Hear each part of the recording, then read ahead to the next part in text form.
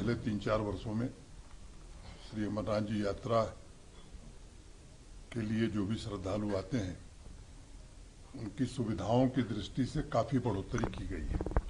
Jammu Kashmir police, सेना, CAPF के लोगों ने सुरक्षा की दृष्टि से भी चाक चौबंद इंतजाम किया है।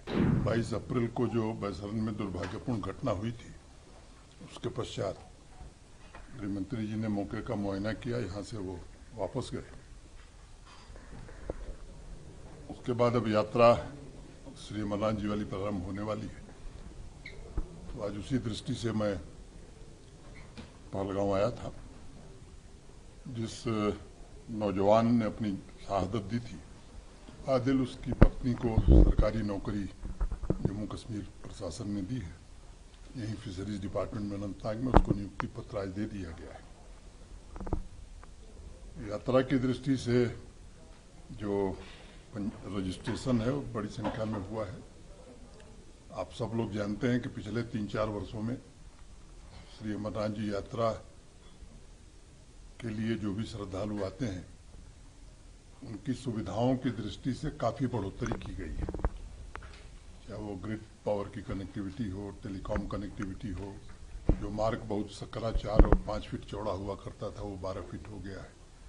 यात्रियों को रुकने की क्षमता भी बढ़ाई गई है और मुझे लगता है कि क्वालिटी भी बढ़ाई गई है। तो नुनवान बेस कैंप को आज हम लोगों ने विजिट किया। मोटे तौर पर तैयारियां अच्छी चल रही हैं और जम्मू कश्मीर पुलिस, सेना, सीएपीएफ के लोगों ने सुरक्षा की दृष्टि से भी चाक चौबंद इंतजाम किया है। लेकिन मुझे लगता है कि स्थानीय लोगों ने सदैव इस यात्रा को अपना सहयोग दिया है।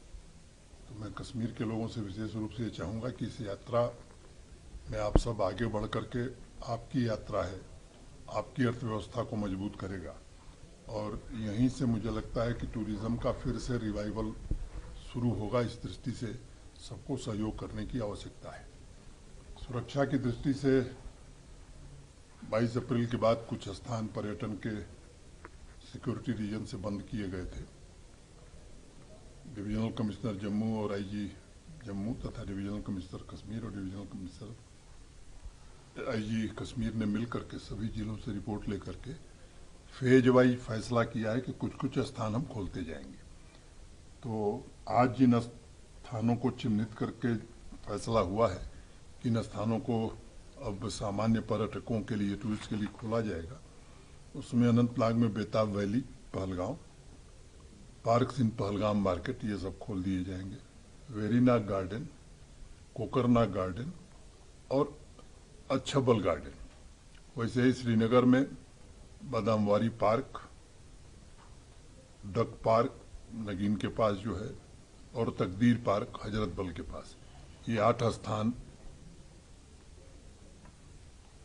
विचार करके फैसला किया गया है और 2 दिन बाद यहाँ पर्यटक जा सकेंगे। वैसे ही जम्मू रीजन में भी कठुआ में सारथल और ढग्गर, रियासी में देवी पिंडी, सियार बाबा और सुला पार्क, डोडा में गुलडंडा और जयवैली तथा उधमपुर में पंचेरी, ये 8 स्थान प्रथम चरण में खोले जा रहे हैं। फिर ये कमेटी जो है आईजी साहब और डिप्काम साहब की जिलों से रिपोर्ट लेकर के, टूरिज्म से बात करके नेक्स्ट फेज में कुछ और स्थान खोले जाएंगे। तो मुझे लगता है कि जो पर्यटक आ रहे हैं, वंदे भारत चलने के बाद एक नया उत्साह लोगों में है। रेलवे के लोगों ने जो मुझे बताया कि अगले 10-12 दिनों तक सारे टिकट बुक हो गए। तो धीरे धीरे पर्यटकों की संख्या बढ़ रही है। हर तरफ से कोशिश हो रही है। भारत सरकार भी, अभी कृषि मंत्री जी से मेरी बात हो रही थी, तो अपनी संसदीय समिति की बैठक को श्रीनगर में करना चाहते हैं। भारत सरकार भी पार्लियामेंट्री डेलीगेशंस, कमेटी, सरकारी बैठकें, ये सब श्रीनगर में आयोजित होंगी, जिससे मुझे लगता है कि फिर से एक विश्वास का वातावरण बहाल होगा और सिक्योरिटी के चाक चौबंद इंतजाम किए गए हैं। मैं देशवासियों से, जो भी बाबा के भक्त हैं, उनसे अनुरोध करूंगा कि वो बड़ी संख्या में आवें। हाँ, ये जरूर मेरा आग्रह होगा कि जम्मू से चलते वक्त कन्वॉय में ही आवें, ये मैं सबसे विशेष रूप से अनुरोध करूंगा, क्योंकि पर्याप्त सुरक्षित ढंग से उन्हें ले आने के लिए एक विधिवत प्लान सिक्योरिटी एजेंसीज ने बनाया, जम्मू कश्मीर पुलिस ने। तो इतनी ही बात मुझे आप सबसे कहनी थी। अब ये मैं समझता हूँ कि इससे जो लोग यहाँ आ रहे हैं पहलगांव में, उनको शाम को जाने आने में, बाकी जो स्थान है जल्दी फैसला उस पर भी करेंगे। सर, लोकल्स के लिए कोई खास धन्यवाद, कोई खास अपील करना चाहेंगे सर? मैंने कर दिया कि ये यात्रा प्रशासन और सिक्योरिटी फोर्सेस नहीं, यहाँ के लोग ही कराते रहे। तो प्रशासन और सिक्योरिटी फोर्सेस अपना काम कर रही हैं। ये कश्मीर और जम्मू के लोगों की यात्रा है। बाबा की यात्रा में सब लोग सहयोग करें, अपनी यात्रा मान करके जम्मू कश्मीर की अर्थव्यवस्था को मजबूत करने के लिए इस यात्रा में पूरी तरह से सहयोग करें।